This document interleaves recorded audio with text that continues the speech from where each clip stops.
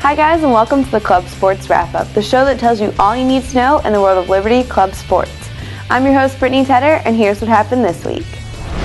The men's Division II team competed in the Southeast Regional Playoffs this past weekend, where the team was fighting for a spot to make the team's first ever trip to Nationals.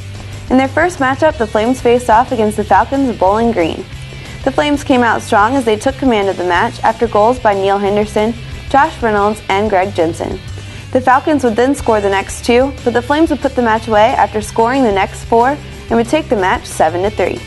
The next day, the Flames faced a familiar foe as they faced the Hokies of Virginia Tech. The Hokies would start the match out in control as they would score the first two goals.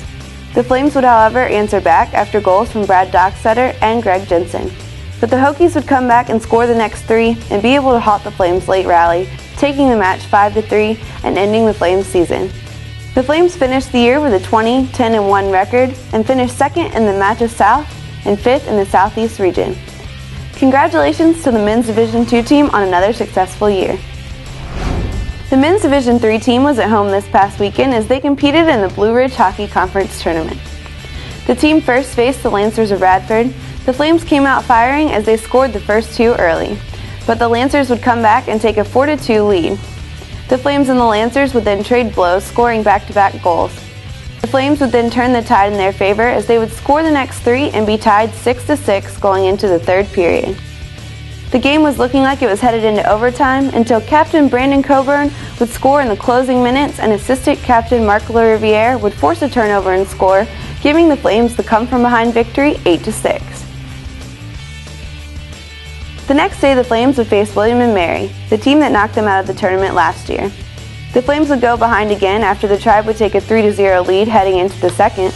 The Flames would then score, making it 3-1 going into the third. In the third, the Flames' offense would come alive as the team would score 5 goals from 5 different goal scorers, completing the comeback and winning 6-4 over the Tribe. In the championship match, the Flames faced the 49ers of UNC Charlotte. The Flames would have a great start as they would score 2 in the first, but the 49ers would come back and score the next 3 to take a 3-2 lead headed into the third. But the comeback kids would have magic left in their tank as assistant captain Chris Guerrieri would score his second and Austin Crosley would score the game winner, and the Flames would win the BRHC crown and the match 4-3. For his excellent play throughout the tournament, assistant captain Marc LaRiviere was named tournament MVP.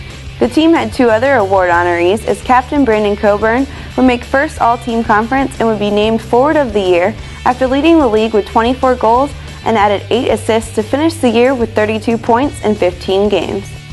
John Hyland was named as second-team goaltender as he had a save percentage of 91% and allowed on average only 2 goals per contest on the year. The Flames finished with a 16-2-1 record on the year.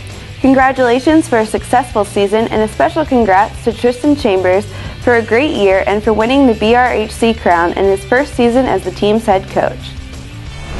The number 1 ranked men's wrestling team hosted the Mid-Atlantic Conference Wrestling Championships this past weekend.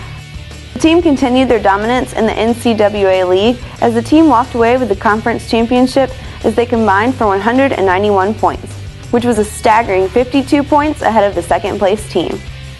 The team had 14 place winners, 9 of which placed in the top 3, and 7 of the members took home the honor of tournament champion in their respective weight classes.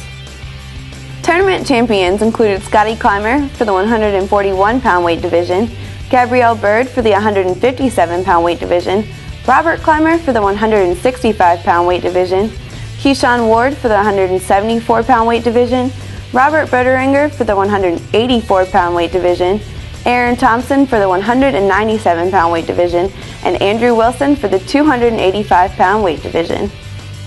Senior and captain Scotty Clymer was honored as the conference tournament MVP, and Jesse Castro was named Coach of the Year. The Flames' 14-place winners also qualified for the national tournament. The Flames will now prepare for the national tournament on March 8th through the 10th in Daytona Beach, Florida. The men's lacrosse team was at home this past weekend as they faced the Mountaineers of Appalachian State. The Mountaineers got on the board first, but the Flames came back and scored the next 3.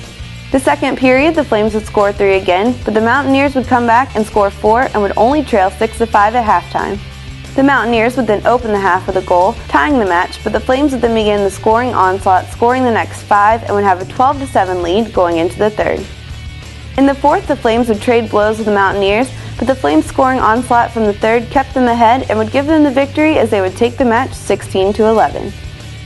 Key performers for the Flames were John Ferris, who had 5 goals and 2 assists, Dan Forbes, who had 3 goals and 1 assist, and Kirk Tobias, who had 2 goals and 3 assists.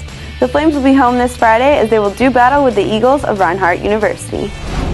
The ski and snowboard team has started their season off with a bang. The teams have competed in 2 competitions, the Big Air and the Rail Jams.